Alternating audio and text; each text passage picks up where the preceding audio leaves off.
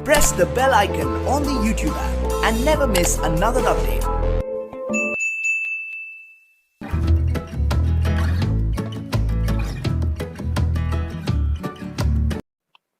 Hello everyone, welcome back to the Python tutorial series.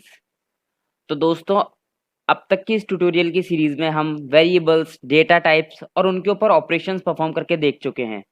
तो आज के इस वीडियो लेक्चर के अंदर हम देखेंगे कि हम प्रोग्राम एग्जीक्यूशन के टाइम पर यूजर से इनपुट कैसे लें। तो बिना टाइम वेस्ट करे चलते हैं अपने पाइचार्म के अंदर। तो अब हम आ चुके हैं अपने पाइचार्म के अंदर। तो सबसे पहले मैं अपनी एक पाइथन फाइल बनाऊंगा और इस बार मैं इसका नाम दूंगा 5 और एंटर प्रेस। और 5.py नेम से मेरी एक पाइथन फाइल बन चुकी है। तो आज मैं बात करने वाला हूँ कि जब अपना प्रोग्राम एग्जीक्यूट होता है और अगर हमें तब यूज़र से इनपुट लेना हो तो हम कैसे लेंगे। तो अब तक हमने क्या किया था कि हम एक वेरिएबल लेते थे, उसके अंदर हम अपना स्ट्रिंग या जो भी अपना डेटा होता था, चाहे वो इंटीजर हो, स्ट्रिंग हो या फ्लोट हो, वो अपन स्टोर करवाते थे। जैसे अपन ने लिया a=10 लिया और वो अपन इसमें स्टोर करवाते थे। देन फिर अपन क्या करवाते थे, प्रिंट a। और जब मैं इसको रन करवाता था तो अपना लास्ट में अपने को आउटपुट क्या मिलता था, 10 या जो भी एक ही अपनी वैल्यू होती थी। पर अगर मैं ऐसा चाहूँ कि जब मेरा प्रोग्राम रन हो नीचे, जब मेरा प्रोग्राम नीचे कंसोल पे रन हो और मेरे को एक ही जो वैल्यू देनी है मैं एट द मोमेंट तब ही दूं, तो मैं तब क्या करूंगा। यानी कि अगर मैं एक ही कोई वैल्यू ना दूं, यहाँ पे सिर्फ मेरे पास एक वेरिएबल हो कि जिसमें वो वैल्यू स्टोर हो, पर मेरे को जो वैल्यू है वो ड्यूरिंग द प्रोग्राम या कोडिंग करते टाइम मेरे को नहीं देनी, मुझे देनी है जब मेरा प्रोग्राम रन हो। तो आज अपन इस वीडियो में यही डिस्कस करेंगे। तो मैं इसको हटा देता हूँ। तो आज का अपना टॉपिक है टेक इनपुट फ्रॉम यूजर। तो इसके लिए एक फंक्शन होता है पाइथन के अंदर जो कि बिल्ट इन फंक्शन है पहले से ही। तो उसका नेम है इनपुट फंक्शन। इसके अंदर एक आर्ग्यूमेंट पास होता है जो कि स्ट्रिंग की फॉर्म में होता है। बेसिकली होता क्या है, मैं आपको एक बार करके दिखाता हूँ कि सबसे पहले हमें एक वेरिएबल लेना पड़ेगा। जैसे कि मैं लेता हूँ एक वेरिएबल बी और इक्वल टू इनपुट, क्योंकि मेरे को जो वैल्यू है मेरी, जो भी मैं लूंगा वो मेरे को बी के अंदर चाहिए और उसके सामने मैंने लिखा इनपुट फंक्शन। अब मैं इसके अंदर एक आर्ग्यूमेंट लिखता हूं, enter the value of B small. तो ये जो मैंने अंदर जो आर्ग्यूमेंट लिखी है, ये जो पूरा मैंने जो यहाँ पे स्ट्रिंग में टेक्स्ट लिखा है, ये actually as it is print हो जाएगा, ताकि जब आप कोई बड़ा कोड रन करो तो आपको पता लग सके कि हमें जो इनपुट में लेना है वो क्या लेना है। वो नंबर लेनी है, स्ट्रिंग लेनी है, किसकी वैल्यू है। अगर आप सम कर रहे हो दो नंबर का तो एक होगी नंबर 1, एक होगी नंबर 2, तो आपको पता होना चाहिए कि कौन सी नंबर 1 है, कौन सी नंबर 2। अगर आप ये नहीं भी लिखोगे इसके अंदर तब भी अपना प्रोग्राम एग्जीक्यूट होगा। एक बार अपन प्रिंट करवा कर देखते हैं बी को। तो देखिए रन कैसे होता है। राइट क्लिक करेंगे और मैं इसे रन करवाऊंगा। तो देखिए यहाँ पे लिखा आया है enter the value of B. मैं इस पर कर्सर ले गया, अब कर्सर यहाँ पे ब्लिंक हो रहा है। इसमें लिखा नीचे enter the value of B, वही टेक्स्ट जो इसमें ऊपर लिखा हुआ था। इसमें मैं वैल्यू दूंगा हेलो पाइथन और मैं एंटर प्रेस करूंगा। तो देखिए नीचे जो है मेरी हेलो पाइथन वैल्यू प्रिंट होकर आ चुकी है। इसने किया क्या कि जो भी हमने स्ट्रिंग ली थी, जो हमने हेलो पाइथन यहाँ पे लिखा था इनपुट में, वो इसने बी के अंदर स्टोर किया और हमने नीचे बी को प्रिंट करवा लिया। अच्छा, अगर मैं बी को किसी और स्ट्रिंग के साथ कॉन्केटिनेट करूं या कुछ और भी लिखूं, तो मैं ऐसे लिख सकता हूं कि मैंने प्रोग्रामिंग फिक्स कर दिया या मैंने प्रोग्रामर फिक्स कर दिया।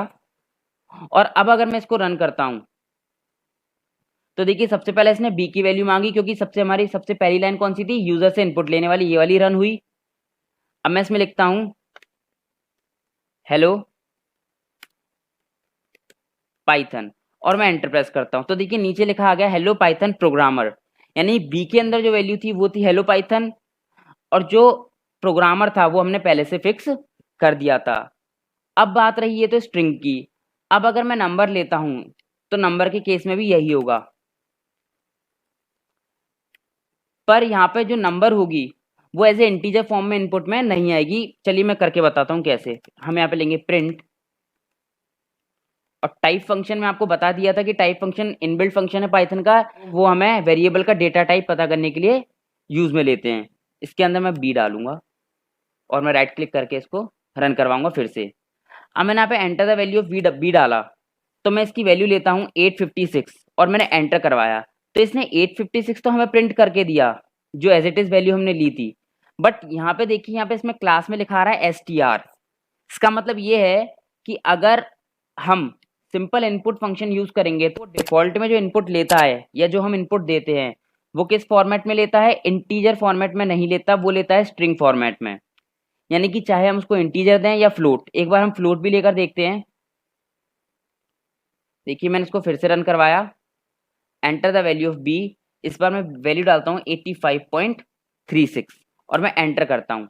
इसने वैल्यू ली 85.36 पर। ये किस फॉर्मेट में ली, इसने ये ली है स्ट्रिंग फॉर्मेट में। इसने उसको एज इट इज प्रिंट किया, पर इसकी जो क्लास है, जो इसका डेटा टाइप आया, वो कैसा आया, स्ट्रिंग टाइप का।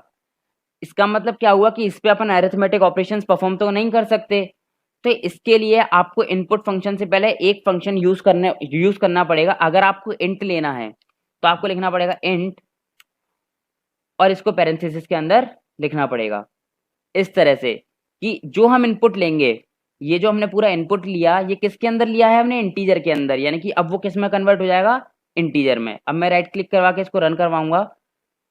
देखिए, और मैं यहाँ पे बी की वैल्यू देता हूँ 7856 और मैंने एंटर करवाया। तो देखिए इस बार इसने वैल्यू भी प्रिंट करी और इसने इसकी क्लास भी प्रिंट करी, जो कि क्या आई है इस बार, इंटीजर। मैं इसको फिर से रन करता हूँ और इस बार अपन फ्लोट के केस में देखते हैं। अब मैंने यहाँ पे बी की वैल्यू ली है 78.52 और एंटर किया, और अपने पास क्या एरर आ गई, invalid literal for int with base 10। तो इसने किया क्या, अगर आपको फ्लोट लेनी है तो आपको इंट की जगह क्या लिखना होगा, फ्लोट। आपको स्ट्रिंग के लिए ऐसा कुछ लिखने की जरूरत नहीं है, क्योंकि ये डिफॉल्ट में स्ट्रिंग को इनपुट तो लेता ही है। सिंपल बात है अपनी फ्लोट और इंटीजर की। अगर आपको फ्लोट लेना है तो आप फ्लोट, और अगर आपको इंटीजर वैल्यू लेनी है तो आप इंटीजर। पर अगर आप फ्लोट लेते हो तब भी ये इंटीजर वैल्यू को भी कंसीडर करेगा। एक बार अपन फिर से रन करवा कर देखते हैं। देखिए अब मैंने इसमें लिखा enter the value of B में 85.65 और एंटर किया, तो इस बार इसकी क्लास क्या हो गई, फ्लोट। अब मैं एक बार राइट क्लिक करके इसको फिर से रन करता हूं और मैं सिंपल इंटीजर वैल्यू को इनपुट में देकर देखता हूं। अगर मैंने लिखा 745.6 और एंटर किया, तो इसने लिखा एग्जैक्ट वही 7456.0। अगर आप इस पर कोई भी ऑपरेशन परफॉर्म करोगे तो आउटपुट वही आएगा जो एक इंटीजर के लिए आएगा। बट इसकी यहाँ पे क्लास क्या हो गई है, फ्लोट। तो आप चाहो तो एक यूनिवर्सली इसको फ्लोट लेकर भी अपने सारे ऑपरेशंस परफॉर्म कर सकते हो, चाहे वो इंटीजर हो चाहे वो फ्लोट हो।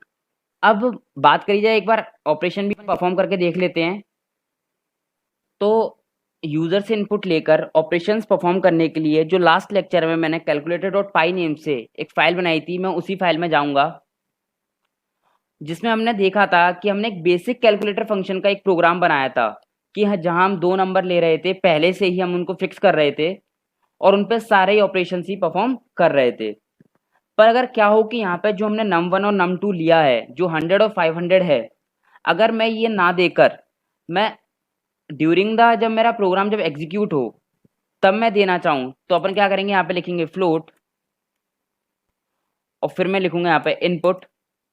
और इसके अंदर मैंने बताया था स्ट्रिंग हम वो देते हैं जो हमें पता चल सके कि जब हम एग्जीक्यूट कर रहे हैं तो वो किसकी वैल्यू है या वो किस फॉर्मेट में जाएगी वैल्यू। जैसे अगर मैं यहाँ पे लिखता हूँ एंटर द फर्स्ट नंबर, तो यहाँ पे मेरे को पता चल जाएगा कि मैं यहाँ पे जो एंटर करने वाला हूँ वो एक नंबर करने वाला हूँ। और अगर मेरा ये जो पूरा ऑपरेशन परफॉर्म हो रहा है वो 2 नंबर्स के बीच हो रहा है, तो उनमें से पहली वाली नंबर कौन सी है, अपनी num1। उसी टाइप से मैं इस पूरे को कॉपी करूंगा ऊपर से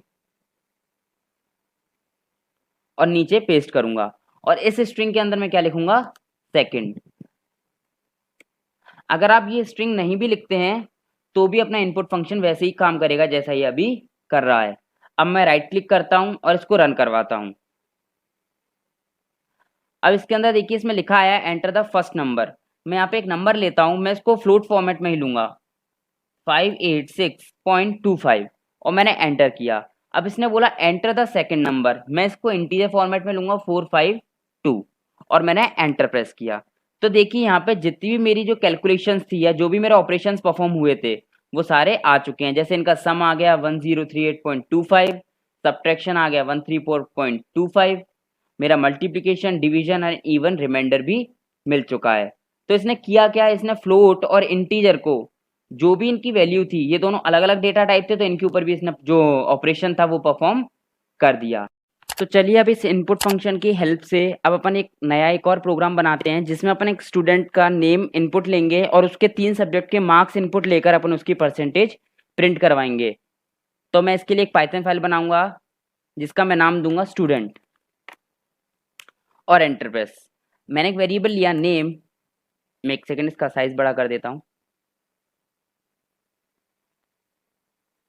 हाँ, अब मैंने वेरिएबल लिया नेम और इसके अंदर मैंने लिया इनपुट। यहाँ पे मैं सिंपल इनपुट फंक्शन लूंगा क्योंकि जो नेम होगा वो स्ट्रिंग में आएगा, और यहाँ पे लिखता हूँ एंटर योर नेम, यानी कि जिस भी स्टूडेंट को अपने परसेंटेज जानने हैं वो अपना नेम एंटर कर सकता है। यहाँ पे लूंगा मैं, या तो मैं सब्जेक्ट सब1 सब2 करके आप सब्जेक्ट ले सकते हो, या मैं डायरेक्ट सब्जेक्ट का नेम दे दूंगा, जैसे फिजिक्स को मैं डिनोट कर दूंगा PHY से। और ये जो अपने मार्क्स हैं वो फ्लोट में भी हो सकते हैं, तो मैं लूंगा फ्लोट इनपुट और एंटर योर फिजिक्स मार्क्स। उसी टाइप से मैं केमिस्ट्री और मैथ्स के लिए भी बना लूंगा। आप चाहो तो 3 से ज़्यादा सब्जेक्ट के लिए भी बना सकते हो। मैं यहाँ पे 3 सब्जेक्ट ही इंक्लूड कर रहा हूँ। और यहाँ पे जो मैंने वेरिएबल लिया है, मैं इसको केमिस्ट्री के लिए मैं यूज़ करूँगा CHEM, और मैथ्स के लिए मैं यूज़ करूँगा सिंपल मैथ्स। और अब मैंने जो वेरिएबल चेंज किया है उसके लिए मेरे को इसके अंदर भी चेंजेस करने पड़ेंगे, यानी कि यहाँ पे फिजिक्स मार्क्स की जगह केमिस्ट्री मार्क्स हो जाएंगे, और फिजिक्स यहाँ पे भी फिजिक्स मार्क्स की जगह मेरे को मैथमेटिक्स या मैथ्स मार्क्स हो जाएंगे। अब हमारे पास तीनों वेरिएबल में जो भी हम इनपुट लेंगे नंबर्स का वो आ जाएगा, तो हमें इसका कैलकुलेशन भी कहीं करवाना पड़ेगा। तो मैं वेरिएबल लेता हूँ PER, जिसमें क्या होगा कि मेरी परसेंटेज स्टोर होगी। और मैंने आपको बताया था कि अपन सिंपल जो अरिथमेटिक ऑपरेशंस करते हैं वो हम कैसे करेंगे, कि पहला वेरिएबल प्लस दूसरा जिसमें हमारे केमिस्ट्री के मार्क हैं और फिर हमारे मैथ्स के मार्क्स, इन तीनों का सम, और अपन किससे डिवाइड कर देंगे। अब अपना जो एग्जाम है वो अपना 100 में से था, तो मैं डिवाइड बाई 100 करूंगा और फिर इनटू 100 भी कर दूंगा, यानी कि जो अपने मार्क्स होंगे वही अपनी परसेंटेज बता देंगे। तो यहाँ पर 100 की जगह मैं 300 लूंगा, क्योंकि अपने पास ईच सब्जेक्ट 100 मार्क्स का है, तो मेरे पास 3 सब्जेक्ट यहाँ पे 300 हो गया। और मैंने 300 से इनको डिवाइड करने के बाद मैं 100 से मल्टीप्लाई भी करूंगा। आपको ब्रैकेट्स का थोड़ा ध्यान रखना है कि देखो पहले ब्रैकेट में अपना ये तीनों सम होंगे, फिर इस ब्रैकेट के अंदर डिवाइड, और फिर लास्ट में परसेंटेज निकालने के लिए मल्टीप्लाई। और मैं लास्ट में एक प्रिंट फंक्शन यूज करूंगा जिसके अंदर मैं क्या लिखूंगा, योर परसेंटेज इज, और कॉमा लगा के मेरे को क्या करना है, PER परसेंटेज की वैल्यू। अब मैं चाहता हूं कि मेरी जो परसेंटेज आए उसके आगे परसेंट का साइन भी हो, तो मेरे को बस एक कॉमा लगाना है और डबल कोट्स के अंदर मेरे को परसेंटेज वाला साइन इंक्लूड करना है। अब मैं राइट क्लिक करवा के इसको रन करा कर देखता हूं, तो देखिए अपना क्या आउटपुट आता है। सबसे पहले इसने मांगा एंटर योर नेम, तो मैंने नेम डाल देता हूं टोनी स्टार्क। फिजिक्स के मार्क्स मैंने दिए इसके 85, केमिस्ट्री में दिए 95, मैथ्स में दिए 98, और जैसे ही मैं एंटर करूंगा तो देखिए इसकी जो परसेंटेज है वो अपने को एग्जैक्ट परसेंटेज अपने को लास्ट डिजिट तक इसकी मिल चुकी है, जो कि है 92.66666, और लास्ट में अपने पास जो परसेंटेज साइन है वो भी इंक्लूड हो चुका है। तो इसी टाइप से आपको जिस किसी भी स्टूडेंट या जिस किसी की भी आपको मार्क्स कैलकुलेट करने हैं आप कर सकते हैं। जैसे मैं एक और नेम देकर देख लेता हूँ, स्टीव, एंटर, इसके मार्क्स 96, 85, और मैथ्स में थोड़ा वीक था तो इसके 45, और इसकी परसेंटेज आई है 75.33%। तो आज की वीडियो में सिर्फ इतना ही। अगर आपको कोई भी क्वेरीज हो तो आप कमेंट सेक्शन में पूछ सकते हैं। Thank you.